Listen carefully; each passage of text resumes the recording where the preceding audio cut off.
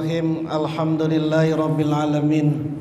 Wa bihi nasta'in ala umuri dunya waddin, wassalatu wassalamu ala sayyidil mursalin sayyidina wa habibina wa syafi'ina wa maulana Muhammadin wa ala alihi wa sahbihi ajma'in. Amma ba'du, khususan man sannafa hadzal kitab rahimallahu ta'ala wa nafa'ana bihi wa bi ulumihi wa bi ulumihi wa bi ulumihi wa fid dharaini amin. Al-Fatihah.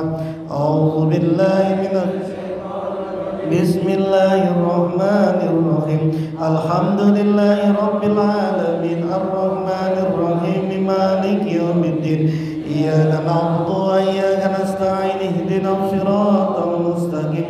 Siratal ladzina an'amta 'alaihim ghairil maghdubi 'alaihim waladdallin. Amin.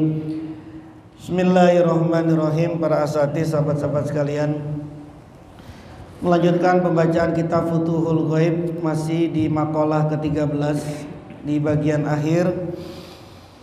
Tuan saya terakhir kita bahas statement beliau, maqalah beliau, sabda beliau, bahwa beliau bersabda, iza kunta ma'a amrihi kanatil aqwanu fi amrik. Rumusnya adalah jika kamu ada bersama dengan perintahnya Allah, maka semua alam ada di perintahmu. Wa iza karihta nahyahu farrat minkal makarihu. Kalau kamu tidak senang dengan larangan Allah, maka segala sesuatu yang kamu tidak senangi akan lari darimu. Aina kunta wa halalta, dimanapun kamu berada dan dimanapun kamu tinggal. Sekarang Tuhan saya akan menegaskan tentang persoalan larangannya. Fa iza jaa, maka jika sudah datang, nahyuhu, apa larangannya Allah. Fa iza jaa, maka jika sudah datang, nahyuhu, apa larangannya Allah azza wa jalla. Fakun, maka jadilah kamu. Fakun, maka jadilah kamu, ka'annaka, seakan-akan bahwasanya kamu, ka'annaka, seakan-akan bahwasanya kamu itu mustarhiyal mafasili, mustarhiyal mafasili, orang yang mengendor persendian-persendiannya. Itu mustarhiyal mafasili, mengendor persendian-persendiannya. Musakkanal hawasi, tenang semua indranya. Musakkanal hawasi, tenang, orang yang tenang semua indra-indranya. Mudayyaqad dir'i, yang sempit dadanya, sesak dadanya. Mudayyaqad dir'i, yang sesak dadanya. Mutamawatal jasadi, yang terpotong-potong jasadnya. Zailal hawa, yang hilang nafsunya, yang hilang hasratnya. Muntomisar rusumi, yang terhapus gambarannya. Munmahiyal wusumi, yang hilang bentuknya, yang hilang bentuknya. Munsial asari, yang tumbuh pengaruhnya. Munsial asari, yang lupa pengaruhnya. Munsial asari, yang lupa pengaruhnya. Muzlimal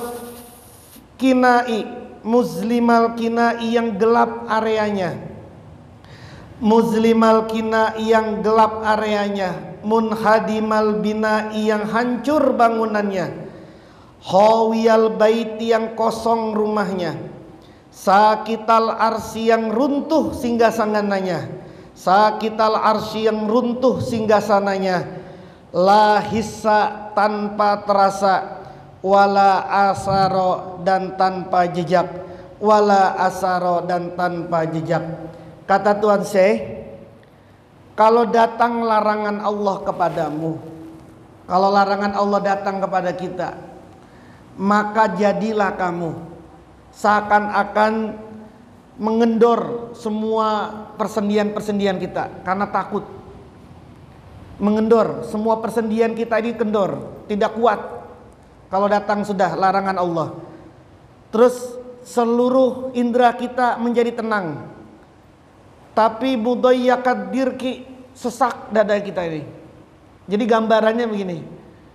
Seperti gambarannya para sahabat ketika turun ayat larangan Homer, ketika turun ayat mutlak larangan Homer itu mutlak turun, maka itu kan para sahabat termasuk Anas bin Malik, terus yang lain Tolha dan sebagainya, saat itu lagi ngaduk-ngaduk Homer itu, lagi ngeracik Homer, lagi siap mau minum gitu, karena memang halal kan saat itu masih boleh.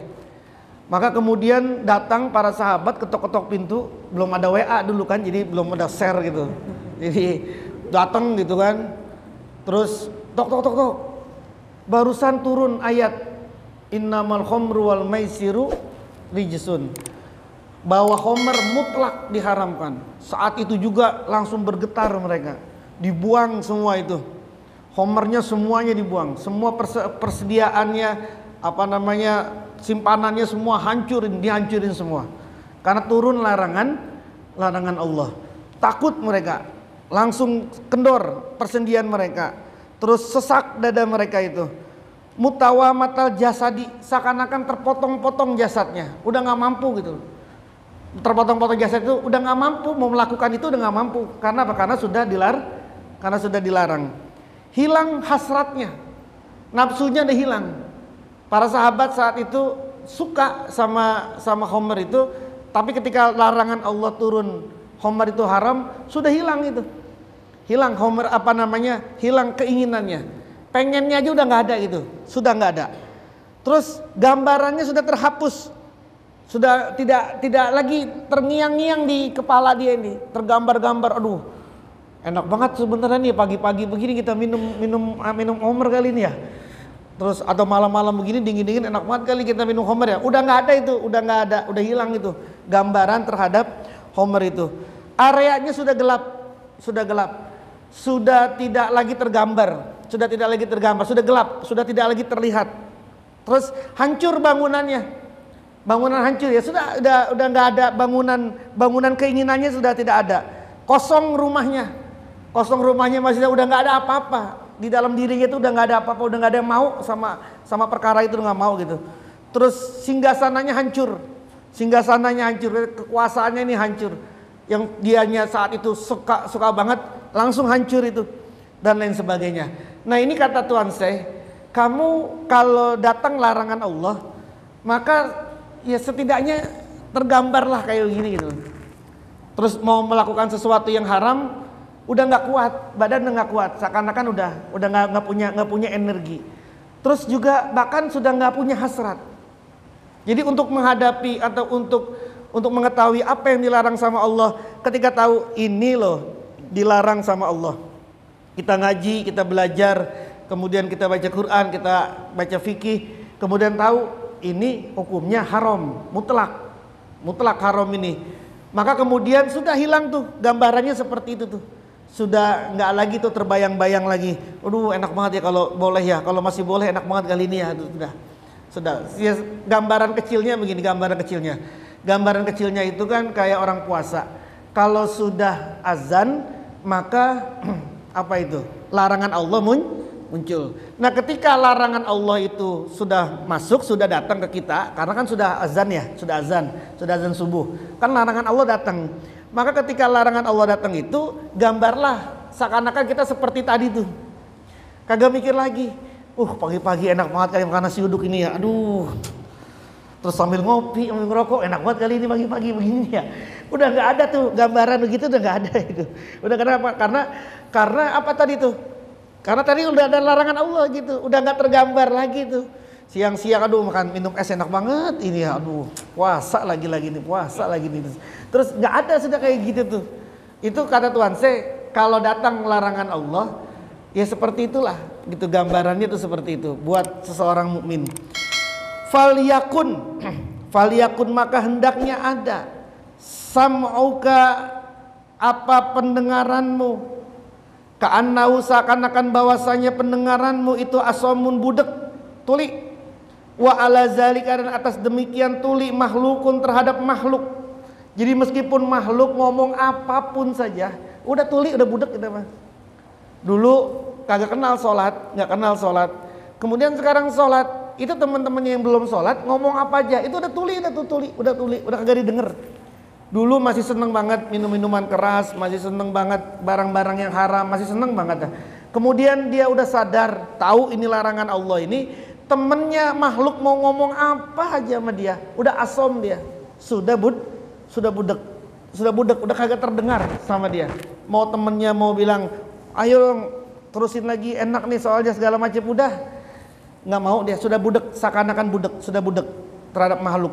Wa basaruka dan penglihatanmu, ka'annau seakan-akan bahwasanya penglihatanmu asobun dibalut, marmudun atau dilukai, au matmusun atau dihilangkan. Matanya itu seakan-akan dibalut, ditutup atau dilukai sehingga nggak bisa melihat jelas lagi, atau bahkan dihilangkan penglihatannya itu. Dulu ngeliat minuman-minuman keras, ketika dia sudah tahu larangan Allah, minuman keras di hadapan dia itu udah seakan matanya itu udah terbalut, itu udah tidak terlihat sama dia, sudah tidak tergambar di dalam mata dia itu, karena seakan-akan matanya itu sudah dibalut, dilukai atau dihilangkan. Wasafataka dan kedua bibirmu, ka'anna seakan-akan bahwasanya bihima dengan kedua bibirmu, kurhatun ada luka, kurhatan ada luka, kurhatan apa luka, wasuburon wabasuron dan bisul. Mulutnya ini kayak lidahnya ini, mulut bibirnya ini kayak luka, lagi luka kena bisul. Kalau lagi kena luka kena bisul bisa nggak ngomong itu? Udah kagak bisa ngomong, diem aja udah kagak ngoceh-ngoceh lagi, kagak ngomong. Enak banget ngopi pagi-pagi nih, enak banget ngopi ini, aduh puasa lagi gitu kan, aduh enak banget siang. Mulutnya itu kagak ngomong lagi, mulutnya udah kagak ngomong. Seakan-akan apa, mulut bibirnya itu seakan-akan bibirnya itu ada luka atau ada bisul. Walisanuka dan lisanmu, ka'anna seakan-akan bahwasanya bihi dengan lisan khorsan bisu, wakululan dan keluk, wakululan dan keluk. Mulutnya lidahnya ini udah bisu, udah nggak bisa ngomong, atau seakan-akan keluk, udah nggak bisa ngomong. Wa asnanuka dan gigi-gigimu, ka'anna seakan-akan bahwasanya biha dengan gigimu, dorbanan ngilu, wa alaman dan sakit, wa busuron dan rontok. Emang kalau orang sakit gigi itu bisa ngoceh apa? Kalau orang lagi ngebet banget giginya bisa ngoceh apa? Bisa ngomong apa? Kan enggak, kan ngebet aja. Seakan-akan gigimu itu udah ngilu. Maksudnya apa sih kayak gini? Udah kagak ngoceh mulu, kagak ngomong, kagak protes, kagak ngeluh. Kalau datang larangan, nah larangan Allah ini macam-macam sudah. Larangan Allah ini bisa berupa fikhiyah, bisa berupa tasawufi. Secara fikih itu apa ya? Tadi itu apapun yang datang larangan secara hukum, kita keluh sudah, bisu sudah. Gambaran terkecilnya adalah puasa. Kalau subuh keluh sudah. Tapi larangan berupa tasawuf itu ya larangan kita pengennya sih maju, kita sih pengennya lagi punya duit, kita pengennya punya uang mulu nih, tapi dilarang sama Allah itu. Dilarang sama Allah, ntar dulu, padahal kita udah usaha dulu, udah apa segala macam, dilarang sama Allah. Tapi mulutnya dia keluh nih, kagak ngedumel, nggak merintih, nggak apa gitu, keluh sudah. Nah itu larangan juga tuh namanya. Wayadaka dan kedua tanganmu, ka'anna seakan-akan bahwasanya bihima dengan kedua tanganmu, salalan lumpuh, wa anil batsi dan dari memukul, kusuron pelan. Tangannya ini lumpuh sehingga kalau dia buat mukul udah gak punya tenaga.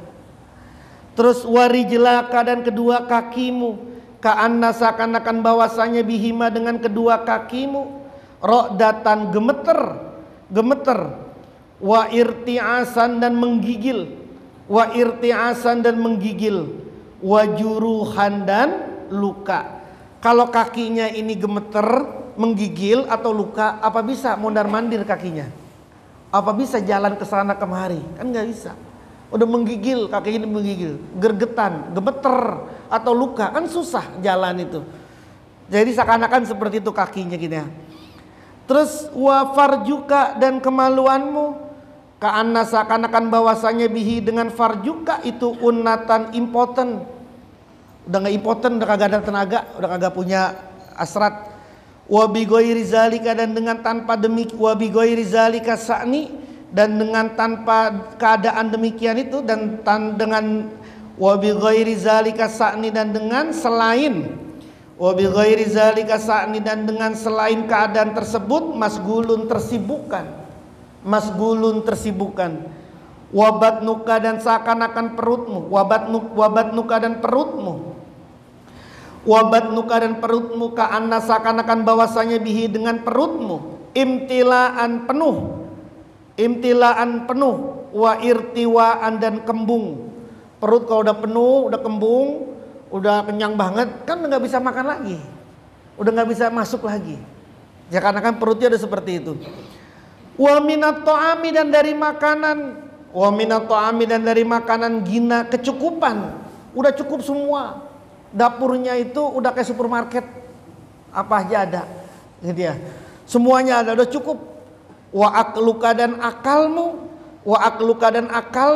ka'annaka seakan-akan bahwasanya kamu itu majnunun gila, wa mahbulun dan linglung, wa jasaduka dan jasadmu, ka'annaka seakan-akan bahwasanya kamu itu mayit, jasadmu seakan-akan sudah jadi mayit, wa ilal qabri dan menuju kuburan, mahmulun dibawa, digotong. Ini gambaran kata Tuan Syekh ketika datang kepada kita sebuah larangan. Ketika datang sebuah larangan kepada kita, gambaran seorang mukmin terhadap larangan itu adalah seperti ini nih.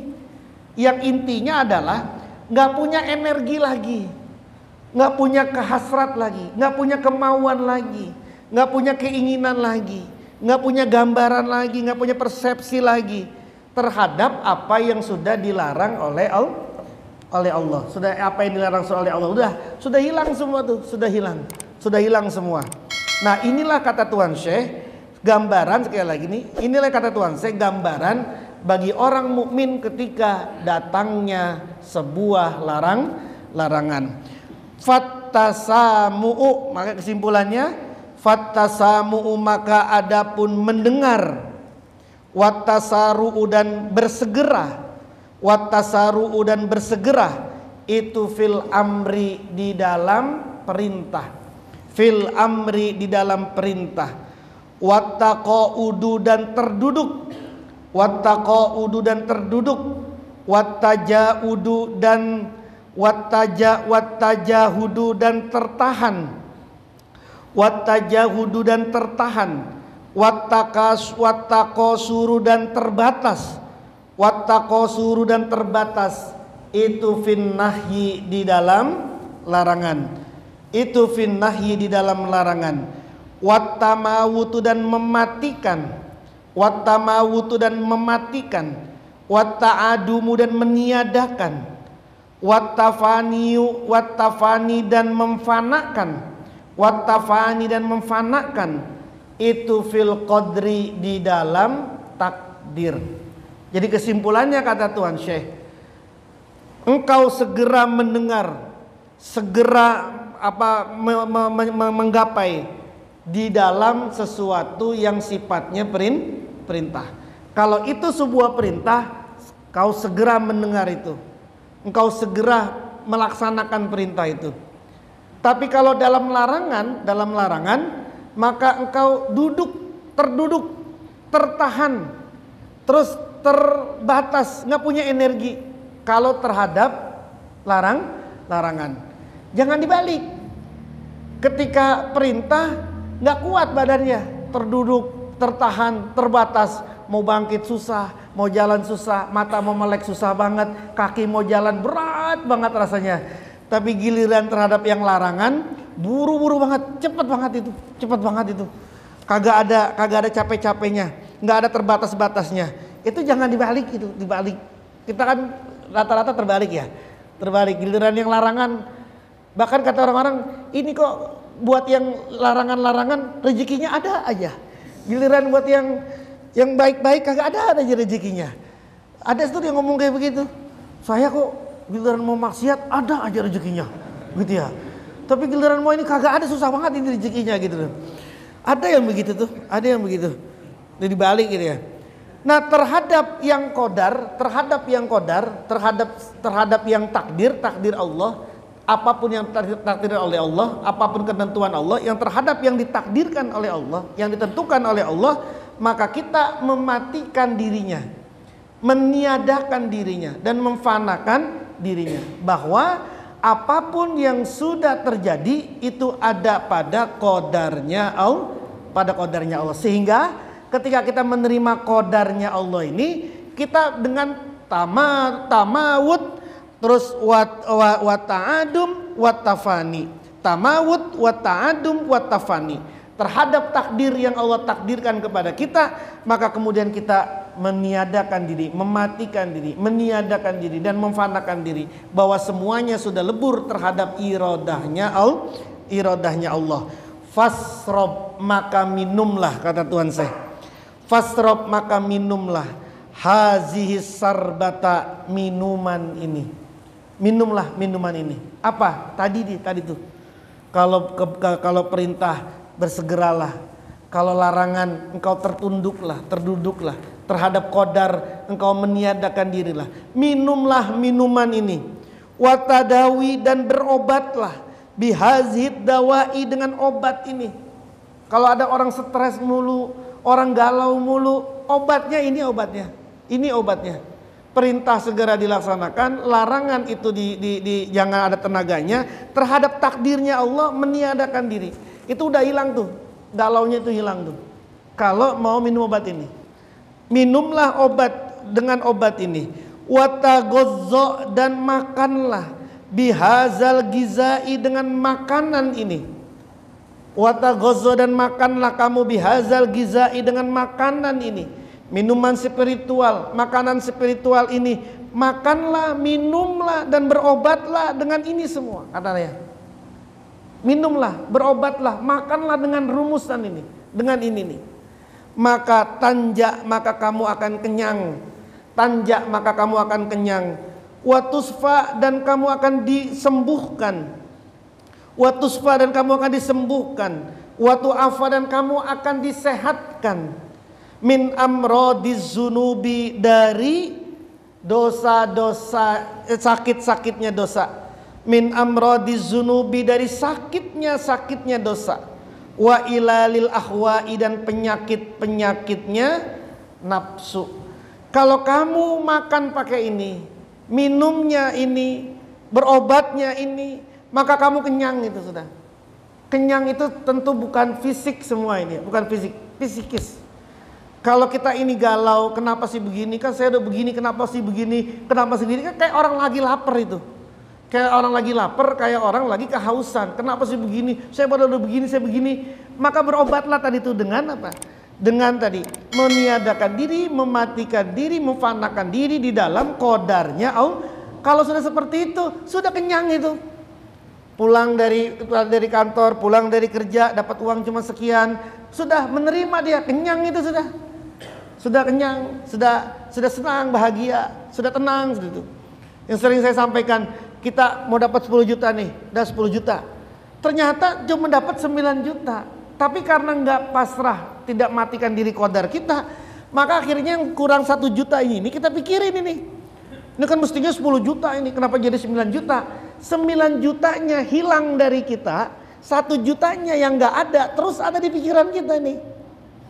Akhirnya ngomel, segala macam. Karena tadi tuh kita itu berharap rezekinya 10 10 juta.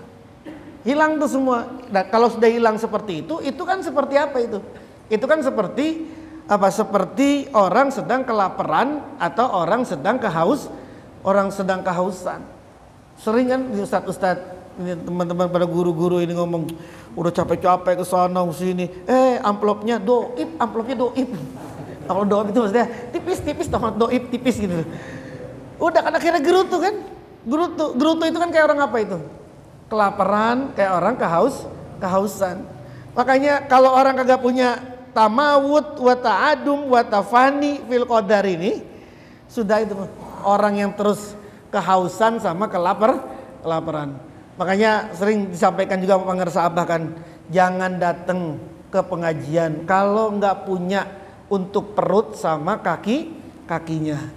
Jangan datang ke pengajian kalau pengajian maksudnya ngajar atau ceramah atau ngajar. Jangan datang kalau nggak punya untuk perut sama kakinya. Maksudnya apa? Kalau bensinnya itu nggak cukup pulang pergi, terus bisa makan di Padang gitu ya. Terus nanti kalau Anda nanti dapatnya kagak sesuai, nggak gerutu nggak apa. Nggak dikasih pun karena panitianya kelupaan misalnya, ya kagak apa-apa juga, orang bisa pulang kok. Gitu ya, orang bisa pulang. Gitu kata pengarsa apa? Jangan datang ke pengajian kalau nggak punya untuk perut sama kakinya. Tapi pengarsa Abah adil juga. Kata pengarsa, saya titip mubalek Abah, saya titip perut sama kakinya, gitu katanya. Kepada tuan rumah. Tapi itu masing-masing, jangan kewajibannya tuan rumah Anda, jangan kewajiban tuan rumah Anda masuk ke kewajiban tuan rumah. Nanti jadinya kagak bener gitu. Lu kan dari pesenin sama Abah gitu kan, suruh jagain, suruh pesen perut sama kaki gitu ya. Nggak boleh masuk ke wilayah itu, nggak boleh masuk ke wilayah itu. Yang tuan rumah mah udah ada sendirinya, kita mana yang ngajar udah punya hak sendirinya. Kita kalau lagi ngajar pakai itu yang pakai perutnya sama pakai kakinya, jadi nggak ada apa-apa itu. Karena nanti panjang urusannya ini. Anda nggak ikhlas saja, Anda habis ceramah, Anda habis ngajar, Anda habis sholat Jumat, habis khutbah Jumat, pulang, kemudian amplopnya mungkin Anda udah merasa kali ini amplop tipis amat ya, gitu ya. Terus habis itu Anda buka misalnya, udah tipis, dilipat lagi, berarti kan bukan dolar. Kalau tipis tapi nggak boleh dilipat, berarti kan dolar, gitu kan. Kan ya ini ya, tapi jangan dilipat ya. Oh berarti dolar di dalamnya itu, gitu loh. Dolar. Nah kayak gini kan, kayak begini. Terus Anda nanti marah gitu. Maka nanti ilmu Anda sholat Jumat itu udah nggak jadi manfaat itu buat jamaah itu. Kenapa? Karena ada satu pihak yang nggak ikhlas di situ. Kan kajian ta'lim udah jelas banget kan. Ta'lim yang dipelajari semua orang banyak kan sudah jelas tuh. Muridnya harus ikhlas, gurunya juga harus ikhlas. Jadi nanti kalau kayak begitu, apa yang kamu omongin di khutbah Jumat, udah gak ada artinya itu, udah kagak punya manfaat itu, udah gak punya manfaat dunia akhirat itu. Kenapa? Karena kita yang ngasihnya sambil ngedumel, gitu ya, ngedumel. Makanya nggak gampang jadi ustadznya juga gampang gitu, gampang.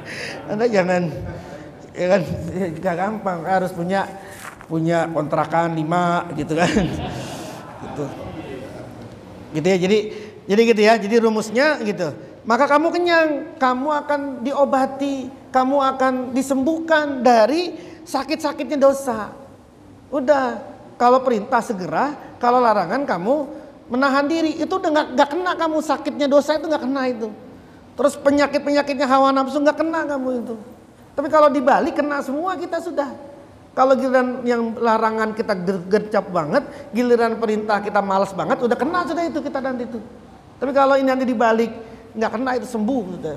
Maka Tuhan saya tadi, kesimpulan Tuhan saya di makalah 13 ini adalah minumlah kamu dengan minuman ini, berobatlah kamu dengan obat ini, makanlah kamu dengan makanan ini, maka kamu akan kenyang, kamu akan sembuh, kamu akan disehatkan dari berbagai penyakit hati, berbagai penyakit dosa dan sakit-sakit hawa nafsu biiznillahi ta'ala insya Allah. Wallahu a'lam bishawab. Al-Fatihah. A'udzubillahi minasyaitonirrajim. Bismillahirrahmanirrahim. Alhamdulillahi rabbil alamin arrahmanir rahim maliki yaumiddin. Iyyaka na'budu wa iyyaka nasta'in ihdinas siratal mustaqim siratal ladzina an'amta 'alaihim ghairil maghdubi 'alaihim waladdallin. Amin.